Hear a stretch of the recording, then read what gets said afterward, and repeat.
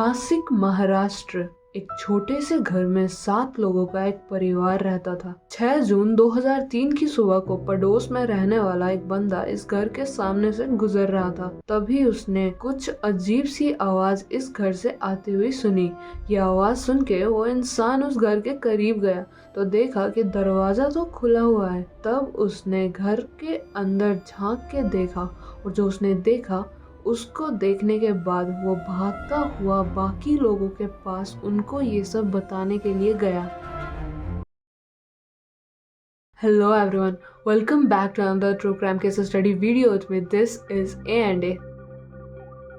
तो उस इंसान ने, उस पड़ोसी ने उस घर के सामने से गुजरते वक्त क्या सुना? उसने ऐसा क्या सुना कि वो भागते हुए बाकी लोगों को भी ये बात बताने के लिए गया? तो वो जानते हैं हम आगे इस वीडियो में। So without any further delay let's get to know a little more about today's video surrounding around Shinde family case, Nashik, Maharashtra. उस इंसान ने जब घर के अंदर झांका तब उसने ये देखा कि 5 लोग खून से सने हुए लथपथ वहीं पे पड़े हुए हैं नीचे जमीन पे, और वहीं 2 लोग, बाकी के 2 लोग उन 5 बॉडीज के पास बैठ के रो रहे हैं। ये सब देखने के बाद वो बंदा भागते भागते बाकी लोगों के पास जाता है, उनको सारी बातें बताता है और उनको भी अपने साथ वहाँ पे ले आता है। और फिर देखते ही देखते वहाँ पे काफ़ी ज़्यादा भीड़ जमा हो जाती है, जिसके बाद पुलिस को भी उन भीड़ में से किसी ने पुलिस को भी कॉल करके इन्फॉर्म कर दिया होता है, जिसके बाद पुलिस भी मौका वारदात पे पहुंच जाती है। जिस घर में ये हादसा हुआ उस घर में करीब 7 लोग, कुल 7 लोग रहा करते थे, जिसमें से अब बस 2 ही लोग जिंदा बचे हुए थे, एक बूढ़ी माँ और उसी का एक जवान बेटा। तब पुलिस उन दोनों से जाके पूछती है कि आखिर ये सब कैसे हो गया, इन लोगों के साथ ये सब किसने किया? तब जाके वो दोनों माँ बेटों ने उनको मिलके सारी कहानी बताई। पिछली रात यानी कि 5 जून 2003 घर पर बिजली नहीं थी और चारों तरफ काफी घना अंधेरा छाया हुआ था। घर में बस मोमबत्ती और लालटेन की रोशनी थी और परिवार के 7 लोग घर पर ही थे। तभी कुछ लोग उनके घर के पास आके आवाज लगा के इनको बाहर बुलाते हैं और घर का एक सदस्य दरवाजा खोलता है। बाहर करीब 7 से 8 लोग खड़े थे। इन लोगों के हाथों में चाकू, डंडा और हंसिया वगैरह था। वो लोग ना हिंदी में ही बात कर रहे थे और उन लोगों ने उनको ये बोला कि हम लोग मुंबई से यहाँ पे कुछ काम के सिलसिले में आए हैं।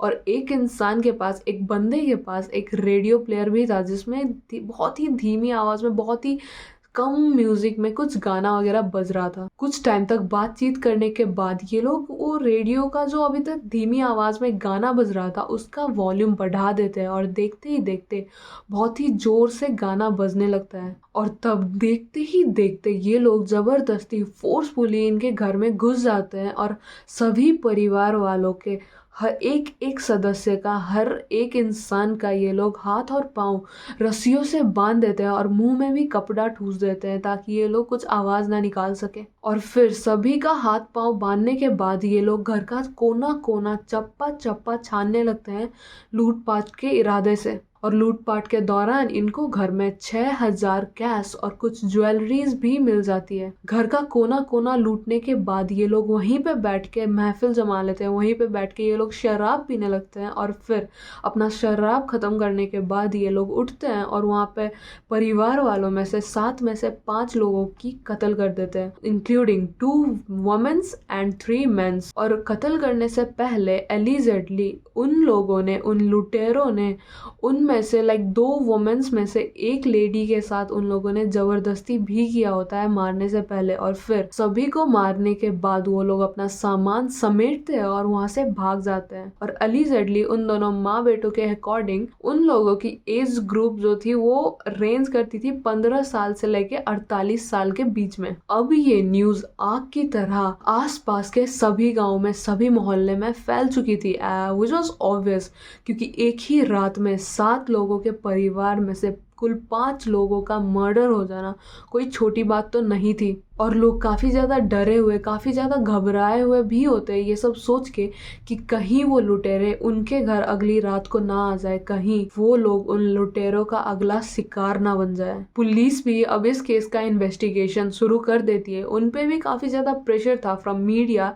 एंड ऑब्वियसली पब्लिक से इस केस को जल्द से जल्द सॉल्व करने के लिए। पुलिस अब घर का चप्पा चप्पा तलाश करने लगती है, घर के आसपास हर जगह पे वो लोग छानबीन करने लगते हैं और इसी इन्वेस्टिगेशन के दौरान घर के पास ही उनको कुछ सामान मिले जो कि एलिजेडली उन्हीं लुटेरों का था, इंक्लूडिंग नाइफ, हसिया, रेडियो प्लेयर, डंडा और तो और 14 जोड़ी सैंडल्स। और तो और पुलिस को कुछ फिंगरप्रिंट्स और कुछ फॉरेंसिक एविडेंसेस भी मिले थे वहां पे। पुलिस स्टेशन में ना कुछ लोकल गूंस के भी तस्वीरें थी, लाइक जो जिनको पहले भी पुलिस ने पकड़ा होता है उनकी भी तस्वीरें थी। तो पुलिस ने ये सोचा कि अच्छा हम इन लोगों की तस्वीरें जाके उन माँ बेटों को दिखाते हैं कि कहीं इनमें से वो तो नहीं जो जिन्होंने उनके परिवार के साथ ऐसा दुष्कर्म किया, ऐसा दुष्व्यवहार किया। फॉर्चुनेटली वो माँ बेटे उनमें से 4 लोगों को पहचान लेते हैं and their age were ranging from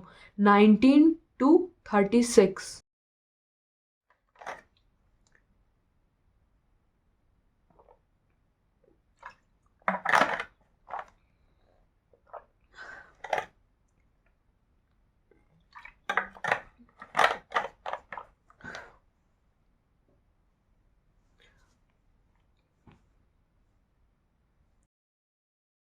police अब उन 4 लोगों को ढूंढने में लग जाती है। वो लोग उन लोगों को हर जगह पे ढूंढने लगती है। लाइक उनके पास उनकी तस्वीर थी तो ऑब्वियसली उनके पास उनका कॉन्टैक्ट डिटेल्स, उनका एड्रेस, उनका नंबर, ये सब तो मौजूद होगा ही।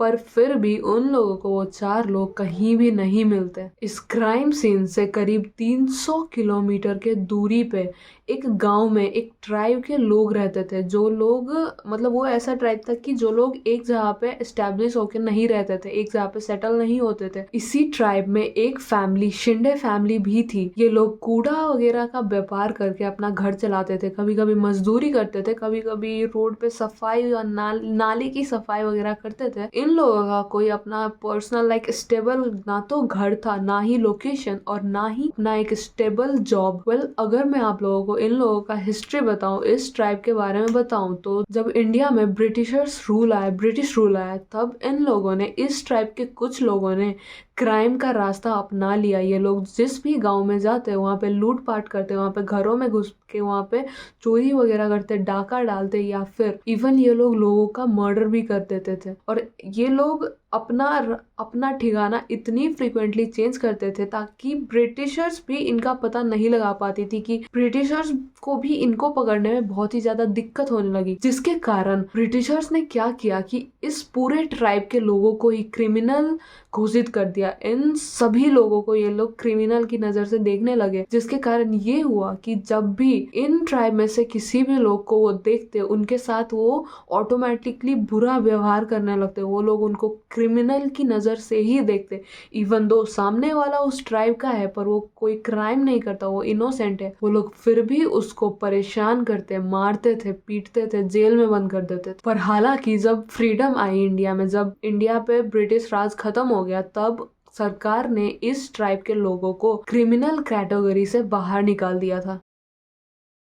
क्राइम सीन से करीब 300 किलोमीटर दूर जलना, महाराष्ट्र के भोकरदन गांव में ही ये शिंदे फैमिली रहा करती थी। नासिक पुलिस इस शिंदे फैमिली के 6 लोगों को गिरफ्तार कर लेती है। अंबादास लक्ष्मण शिंदे, बापू अप्पा शिंदे, राजू महाशु शिंदे, अंकुश मारुति शिंदे, राज्य अप्पा शिंदे और सुरेश नागू शिंदे। इन 6 लोगों को गिरफ्तार करने के बाद पुलिस इन सबको नासिक ले आती है। अंकुश मारुति शिंदे इन सब में से सबसे छोटे थे, उनकी उम्र सिर्फ 17 साल थी और वो नाबालिग थे। पुलिस इनको उसी जुर्म में गिरफ्तार करके ले आती है और फिर इन सबको क्रिमिनल बताया जाता है, उन 5 लोगों का मर्डरर बताया जाता है और घर में लूटपाट करने का भी इल्जाम इन्हीं पे लगाया जाता है। फिर पुलिस इन 6 लोगों के खिलाफ चार्जशीट फाइल कर देती है। इवन दो अंकुश सबसे छोटा और नाबालिग था, फिर भी उसके खिलाफ एडल्ट वाले चार्जेस ही फाइल किए जाते हैं और पुलिस उसको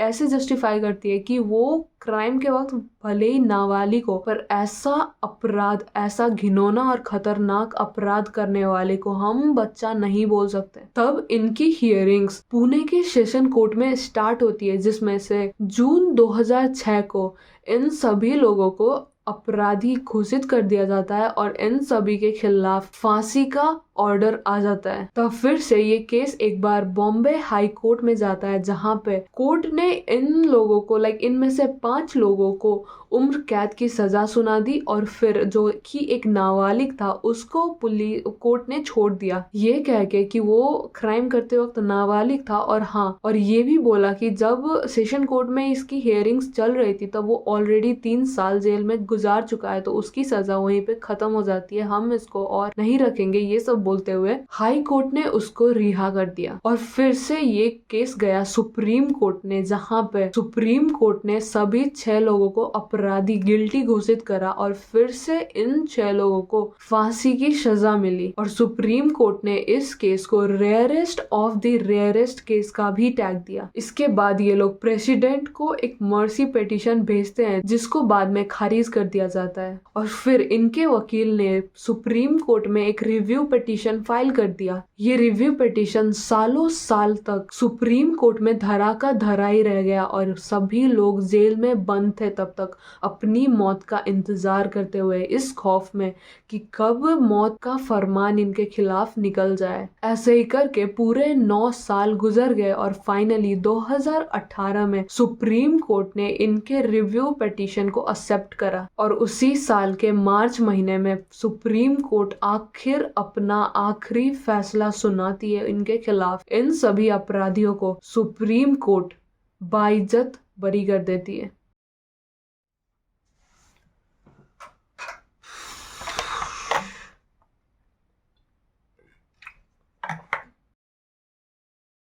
अब जब सुप्रीम कोर्ट ने उन 6 लोगों को बाइज्जत बरी कर दिया, उनके फेवर में एक फैसला सुनाया, तब मीडिया में ये बात काफी ज्यादा हाईलाइट होने लगी। मीडिया में ये चर्चा होने लगा कि जिन लोगों को तीनों कोर्ट ने फांसी की सजा दे दी थी, 2 कोर्ट ने फांसी की सजा और 1 कोर्ट ने उम्र कैद दे दिया था, इवन सुप्रीम कोर्ट ने खुद ही उसको फांसी की सजा दी थी, और जिनके पिटीशन को बार बार प्रेसिडेंट और राज्यपाल सभी जगहों पे रिजेक्शन मिला था, उनमें आखिर सुप्रीम कोर्ट ने ऐसा क्या देखा कि सुप्रीम कोर्ट ने उन लोगों को बाइज्जत बरी कर दिया। केस को रीस्टडी करते वक्त सुप्रीम कोर्ट ने इस केस पे छोटी सी छोटी डिटेल को देखा, समझा और स्टडी किया, जैसे कि उन माँ बेटों का दिया हुआ बयान, पुलिस का investigation report, forensic evidences, fingerprints और उन लोगों का मिला हुआ कुछ सामान। और इसी दौरान सुप्रीम कोर्ट को ये पता चला कि पुलिस ने अपने रिपोर्ट में कुछ चीजें इस कोर्ट में तो पेश किया ही नहीं है। जिन 4 लोगों के खिलाफ शुरू में जिन 4 लोगों का फोटो देख के उन माँ बेटों ने आइडेंटिफाई किया था, उनके खिलाफ तो कभी पुलिस ने कुछ एक्शन लिया ही नहीं, इवन उनको ढूंढने की भी कोशिश नहीं की गई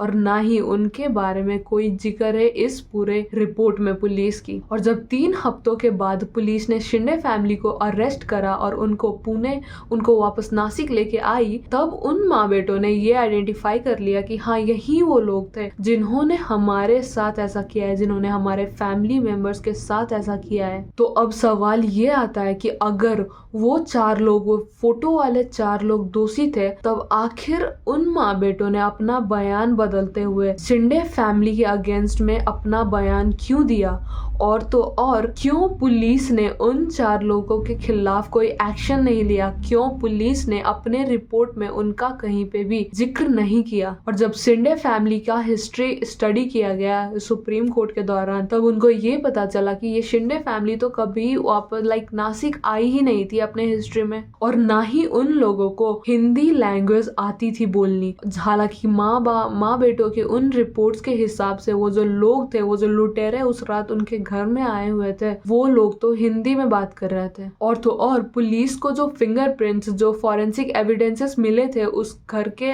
करीब, उस क्राइम सीन के आसपास, वो एविडेंसेस भी इन 6 लोगों के साथ मैच नहीं हो रहा था। और अगर हम कुछ आर्टिकल्स की बात माने तो कभी भी पुलिस ने कुछ भी फॉरेंसिक एविडेंस कभी भी आज तक इस केस से रिलेटेड कोर्ट में सबमिट किया भी नहीं है। इसीलिए सुप्रीम कोर्ट ने कहा कि अदालत से बहुत ही बड़ी गलती हुई है इन लोगों के खिलाफ फैसला सुना के इनकी पूरी जिंदगी बर्बाद करके। और इसी गलती को सुधारते हुए सुप्रीम कोर्ट ने इन 6 लोगों के ऊपर से लगे हुए सारे एलिगेशन को फॉल्स बताते हुए इन सभी लोगों को बाइज्जत बरी कर दिया। पुलिस ने असली मुजरिम को अरेस्ट ना करते हुए इन बेचारे भोले वाले मासूम लोगों को मुजरिम बना के अरेस्ट कर लिया और कोर्ट में पेश कर दिया और इवन इनको सजा भी दिला दिया। वो लोग ये काफी अच्छी तरीके से जानते थे कि ना ही ये लोग पढ़े लिखे हैं और ये लोग इतने गरीब है, इन लोगों के आगे पीछे कोई भी कुछ भी बोलने या पूछने वाला नहीं है। सुप्रीम कोर्ट ने ये भी बोला कि इन्वेस्टिगेशन में शामिल सभी करप्ट पुलिस वालों के खिलाफ भी सुप्रीम कोर्ट स्ट्रिक्ट एक्शन लेगी और ईच 6 के 6 लोगों को हर इंसान को 5 लाख रुपीस मिलेंगे ताकि वो बाहर निकल के अपनी एक नई जिंदगी की अच्छे से शुरुआत कर सके, अपना कुछ नया बिजनेस स्टार्ट कर सके, अपने लिए कुछ कर सके। फिर सुप्रीम कोर्ट ने इस केस के अगेंस्ट एक रिपोर्ट तैयार करी जिसमें सुप्रीम कोर्ट ने इन्वेस्टिगेशन में शामिल सभी पुलिस वालों को और सभी कोर्ट को इंक्लूडिंग सुप्रीम कोर्ट इटसेल्फ सभी को दोषी करार किया गया। ये लोग 2003 से लेके 2019 तक करीब 16 साल जेल में बंद रहे और वहां भी ये लोग हर दिन हर वक्त अपनी मौत का इंतजार करते करते अपनी मौत से डरते डरते जी रहे थे। इसी टाइम पीरियड में राज्य अप्पा शिंदे और बापू अप्पा शिंदे के मॉम और डैड की भी देहांत हो गई सदमे के कारण। वो लोग ये सदमा नहीं झेल पाए कि उनके बेटों के खिलाफ मर्डर जैसे संगीन अपराध है और वो लोग अब जेल में हैं इसी क्राइम के लिए। जब ये लोग बाहर आए और अपनी गांव गए तब इन्होंने देखा कि इन लोगों के फैमिली मेंबर्स कुछ पेड़ों के नीचे सो रहे हैं और कुछ सरकारी आवास में रह रहे हैं। एज इनके जो झोपड़ी थे सारा गल चुका था और कुछ भी रहने लायक नहीं बचा था और इन लोगों के पास ना ही इतने पैसे थे कि ये लोग फिर से अपना एक झोपड़ी बना सके, अपने लिए एक छोटा सा घर बना सके। अरेस्ट होने से 3 महीने पहले ही राज्य अप्पा शिंदे की शादी भी हुई थी और अरेस्ट होने के बाद राज्य अप्पा शिंदे की बीवी उससे जेल में मिलने भी आई थी और उसी के 12 दिनों के बाद उसकी बीवी ने एक दूसरी शादी कर ली घर वालों से प्रेशर आने के बाद कि राज्य अप्पा शिंदे एक मर्डर के इल्जाम में जेल में और वो कभी भी वापस नहीं आएगा, तुम अपनी जिंदगी बर्बाद मत करो, तुम दूसरी शादी कर लो। और जो नाबालिग था अंकुश, उसकी जिंदगी का बहुत ही सुनहरा साल इस जेल के बंद दरवाजों के अंदर मर के रह गया। एज होल पुलिस वालों के नाकाबिलियत के कारण, पुलिस वालों के करप्टनेस के कारण इस फैमिली की सभी की जिंदगी और फैमिली सब कुछ बिखर के रह गया, सब कुछ बर्बाद होके रह गया। आई कैंट रियली इमेजिन अगर मेरे को जेल में रहना पड़े for the rest of my life और या फिर 20 साल के लिए भी और या फिर 10 साल के लिए भी, मुझे तो ये सोच के भी चिल्स आते हैं कि कैसे how can I spend these beautiful years of my life in prison, जो भी जब आपकी गलती भी ना हो। एंड ऑल्सो उन 5 लोगों को भी जस्टिस नहीं मिली और उन लोगों को जस्टिस दिलाते दिलाते इन 6 लोगों के साथ भी बहुत ही ज्यादा इनजस्टिस हो गया। Well with this Shinde family case यहीं पे समाप्त होता है। आई होप आप लोगों को वीडियो पसंद आया हो, आई होप आप लोगों को वीडियो अच्छा लगा हो। अगर आप लोगों को वीडियो पसंद आया, अगर आप लोगों ने यहाँ तक देख ही लिया है तो please do like and subscribe to me. और ऑल्सो अगर आप लोगों के कोई दोस्त है जो कि ऐसा कुछ देखना या सुनना पसंद करते हैं तो you can definitely share it with them. And with this मिलते हैं अगले हफ्ते एक नए केस स्टडी के साथ। तब तक के लिए see ya, take care, bye bye